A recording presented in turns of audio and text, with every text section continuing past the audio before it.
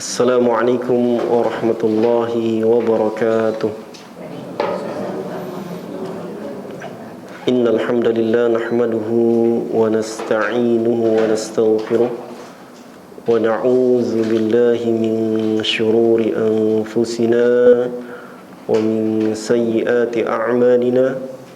Man yahdihillahu fala mudilla lahu wa man yudlil fala hadiya lahu. وأشهد أن لا إله إلا الله وحده لا شريك له وأشهد أن محمدا عبده ورسوله صلى الله عليه وعلى آله وسلم تسليما كثيرا.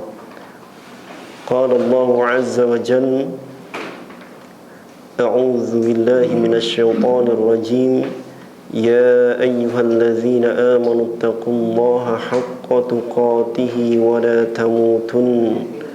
ولا تموتن إلا وأنتم مسلمون. وقال عز وجل: يا أيها الناس اتقوا ربكم الذي خلقكم من نفس واحدة وخلق منها زوجها وبث منهما رجالا كثيرا ونساء واتقوا الله الذي تساءلون به والأرحام إن الله كان عليكم رقيبا. وقال عز وجل: يا أيها الذين آمنوا اتقوا الله وقولوا قولا سديدا يصلح لكم أعمالكم ويغفر لكم ذنوبكم ومن يطع الله ورسوله فقد فاز فوزا عظيما. أما بعد فإن أصدق الحديث كتاب الله وخير الهدي هدي محمد صلى الله عليه وسلم وشر الأمور محدثاتها وكل محدثة بدعة وكل بدعة ضلالة وكل ضلالة في النار. Ikhwati fillah rahimani wa rahimakumullah. Tuan-tuan, puan-puan yang semoga selalu mendapat petunjuk, ampunan dan rahmat daripada Allah tabaraka wa ta'ala. Rabbana zidna ilman, Allahumma fakkihna fid din wa 'allimna at-ta'wil. Allahumma inna na'udzu bika min 'ilmin la yanfa' wa min qalbin la yakhsha wa min nafsin la tashba' wa min da'watin la yustajabu laha. Ikhwati fillah rahimani wa rahimakumullah. Sebelum kita melanjutkan lagi, menyambung lagi pelajaran kita yaitu ilmu tajwid, izinkan saya untuk berbagi sedikit nasihat. Saling ingat mengingati dalam kebenaran, dalam kebaikan, karena peringatan itu bermanfaat untuk orang-orang yang beriman, insya-Allah, terutama untuk diri saya dan umumnya amnya untuk ikhwati fillah rahimani wa rahimakumullah. Sesungguhnya kita sebagai manusia yang disebut di dalam Al-Quran al-insanu adalah makhluk yang diciptakan oleh Allah tabaraka wa ta'ala, dan Allah juga mengilhamkan kepada setiap jiwa manusia jalan kefajiran, jalan kefasikan, dan jalan ketakwaan. Allah tabaraka wa ta'ala berfirman di dalam surat Asy-Syams ayat 8, fa'alhamaha fujuraha wa taqwaha. Maka ikhwati fillah rahimani wa rahimakumullah, tuan-tuan, puan-puan rahimani wa rahimakumullah, sungguh beruntung, sungguh telah berjaya setiap orang, setiap hamba Allah yang selalu menyucikan jiwanya. Dengan apa? Dengan ketaatan, dengan ketakwaan kepada Allah tabaraka wa ta'ala. Dan sebaliknya, sungguh merugi setiap orang, setiap hamba Allah yang selalu mengotori jiwanya itu dengan apa? Dengan kemaksiatan, dengan kemunkaran, dengan kefasikan, dengan kefajiran. Oleh itu, ikhwati fillah rahimani wa rahimakumullah, sudah sepatutnya kita sebagai seorang muslim selalu memohon kepada Allah tabaraka wa ta'ala ats-tsabat 'alal iman. Apa ats-tsabat 'alal iman? Memohon kepada Allah tabaraka wa ta'ala kemantapan, keteguhan, ketetapan hati di atas iman, was-tsabat 'alal haqq. Kemantapan, keteguhan hati di atas kebenaran. Sebab ikhwati fillah rahimani wa rahimakumullah, hati-hati kita ini dalam bahasa Arab disebut al-qulub. Jamak jamak taksir. Ya, jamak taksir daripada qalbun. Ya. Sebab hati-hati kita ini berada di antara dua jemari Allah tabaraka wa ta'ala. Tentu bila kaif, ya, kita tak boleh membagaimanakan jari jemari Allah, ya. Dan kita pun tidak boleh ta'til, meniadakan sifat itu. Sebagai ahlus sunnah wal jamaah, kita meyakini dengan iman, ya, bila kaif, tanpa kita bagaimanakan jari jemari Allah. Sebab Rasulullah sallallahu alaihi wasallam bersabda dalam hadis riwayat Imam At-Tirmizi dari sahabat Anas bin Malik radhiyallahu anhuma, innal quluba, sesungguhnya hati-hati, baina isba'aini min asabi'ir rahman, ya, di antara dua jemari Allah Ar-Rahman, yuqallibuha kaifa yasha. Allah sangat senang, mudah untuk membolak-balikan hati-hati tersebut. Rasulullah sallallahu alaihi wasallam mengajarkan doa kepada kita agar Allah selalu meneguhkan hati kita di atas dinul Islam. Tentu tuan-tuan dan puan sekalian, insyaallah sudah banyak yang menghafal. Allahumma ya muqallibal qulub, tsabbit qalbi ala dinik. Itulah doa yang Rasulullah ajarkan. Wahai ya Allah, wahai zat yang maha membolak-balikan hati, sabitkanlah, tetapkanlah hatiku di atas agamamu. Allahumma ya musarrifal qulub, sarrif qalbi ala ta'atik. Ya Allah yang maha memalingkan hati, palingkanlah hatiku untuk ketaatan kepadamu. Ikhwati fillah rahimani wa rahimakumullah, Al-Imam Ibnul Qayyim atau Al-Imam Ibnu Qayyim Al-Jauziyah rahimahullah ta'ala pernah berkata di dalam kitab Al-Fawaid. Ini sebagai cerminan untuk kita melihat kepada diri kita, apakah kita mempunyai hati atau tidak. Apa bunyi perkataan beliau? Utlub qalbaka fi thalathati mawatin. Carilah hatimu, ya, fi thalathati mawatin, di 3 tempat. Yang pertama apa? Inda sama'il Qur'an, ketika mendengarkan Al-Qur'an. Coba kita menilai diri kita, apakah ketika kita mendengarkan Al-Qur'an, bukan membaca, mendengarkan Al-Qur'an, Al-Qur'an diperdengarkan, ya, hati kita merasa tenang, merasa khusyuk, Atau sebaliknya, gelisah seperti orang-orang munafik. Kalau kita merasakan ketenangan ketika mendengarkan Al-Quran, maka kita memiliki hati. Apalagi kalau kita membacanya. Mendengarkan saja hati kita merasa tenang, apalagi membacanya. Sebagaimana perkataan Syekhul Islam Ibn Taimiyah rahimahullah, "Ma ra'aitu syai'an yughadzil aqla war ruh." Aku tidak pernah melihat sesuatu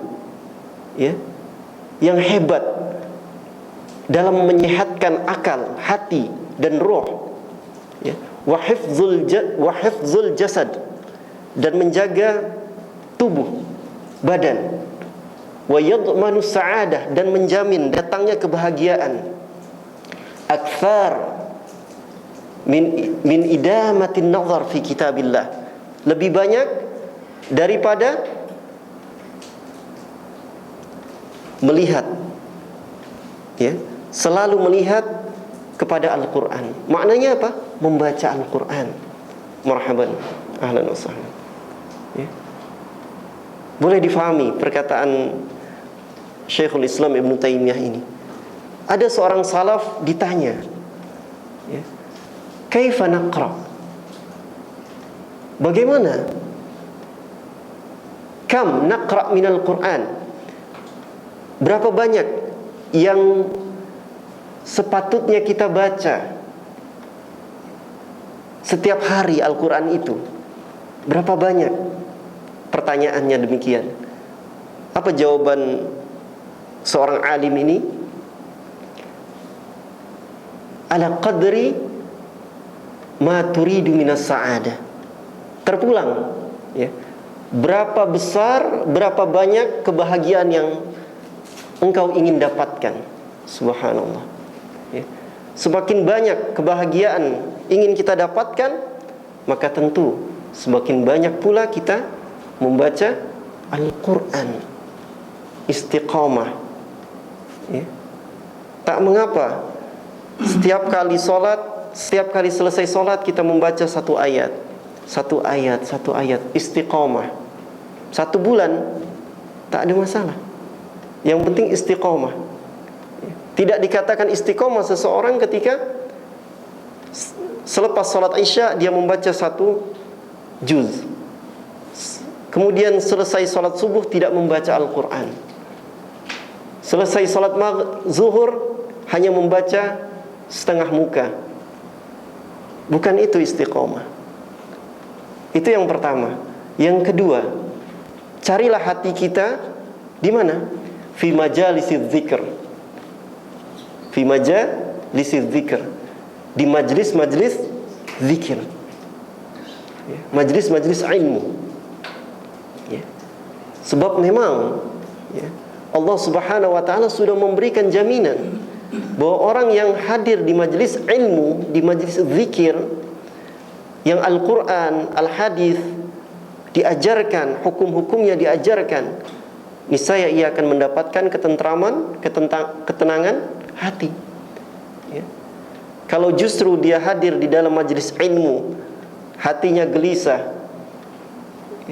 tidak mendapatkan ketenangan hati, ada 2 kemungkinan. Yang pertama, bisa jadi hatinya tidak ikhlas ketika hadir di majlis ilmu tersebut.